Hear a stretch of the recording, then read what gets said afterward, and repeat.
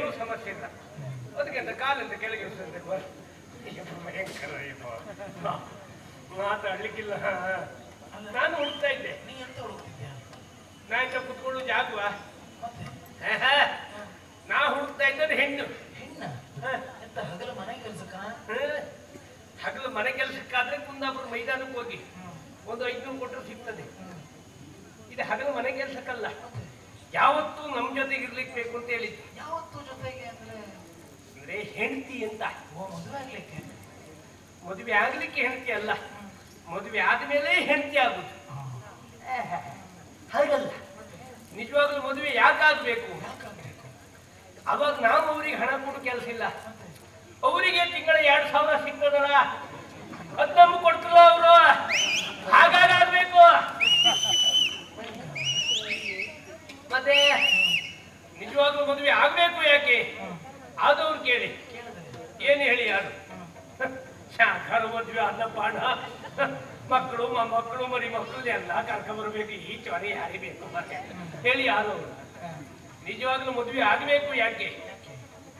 ನಾನು ಮದುವೆ ಆಗ್ಬೇಕು ಅಂತ ಆಸೆ ಪಟ್ಟು ವರ್ಷವೇ ಹುಡುಕ್ಲಿಕ್ಕೆ ಹೊರಟಿದ್ದಿದ್ರೆ ಎಷ್ಟು ವರ್ಷ ಆಯ್ತು ಗೊತ್ತುಂಟ? ಎಷ್ಟು ವರ್ಷ? ನಾ ಹುಡುಕಿದ ವರ್ಷವೇ ಮದುವೆ ಆಗದಿದ್ರೆ ಇವತ್ತು ನಿಮ್ಮಷ್ಟು ದೊಡ್ಡ ಮಗ ಇರ್ತಿದ್ದ. ನೀವು ಪದ್ಯ ಹೇಳೋದು ಮೊದಲೇ ಬರ್ಸೋದು. ಒಳ್ಳೆ ಜೋಡಿ ನೀವು ಬಿಡ್ತೀರ, ಹಂಗ್ ಸಿಕ್ಕದವ್ರು ಜೋಡಿ ಮಾಡ್ತಾರೆ. ಮತ್ತೆ ಹೌದಲ್ಲ, ಹುಡುಕಿದವ್ರು ಒಂದೆರಡಲ್ಲ ಸ್ವಾಮಿ. ಹುಡುಕ್ಬೇಕು ಅಂತ ನಾವು ಹುಡುಕಿದ್ ಶುರು ಮಾಡಿದ್ದೆ ಸಾಲಿಗ್ರಾಮದಿಂದ. ಸಾಲಿಗ್ರಾಮದಿಂದ ನೇರ ಹೋದದ್ದೇ ಶಿರಿಯಾರಕ್ಕೆ. ಸಾಲಿಗ್ರಾಮ, ಶಿರಿಯಾರ, ಕೋಟೆ, ಬ್ರಹ್ಮರ, ಕುಂದಾಪುರ, ಚಿರೂರು, ಮೂರ್ಕೈ, ಮಂದತ್ತಿ. ಎಂತ ಕೆಲಸ ಮಾಡುದು? ನಾನು ದುರ್ಗಾಂಬದಲ್ಲಿದ್ದ.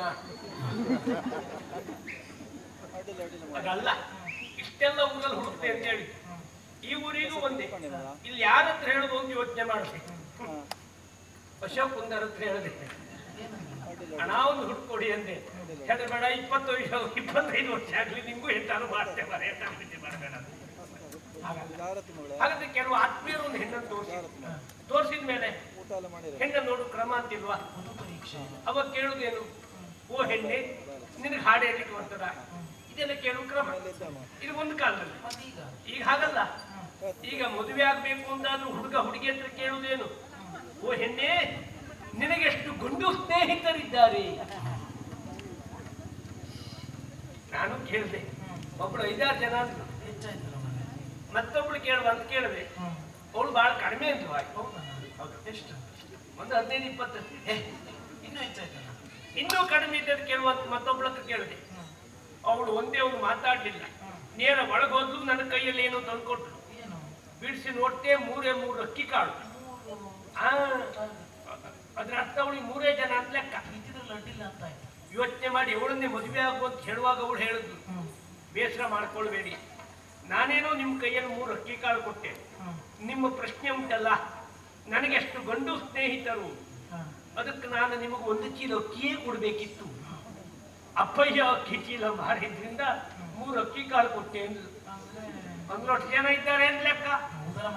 ಅಂತ ಹೌದಲ್ಲ, ಯಾರಿಗೆ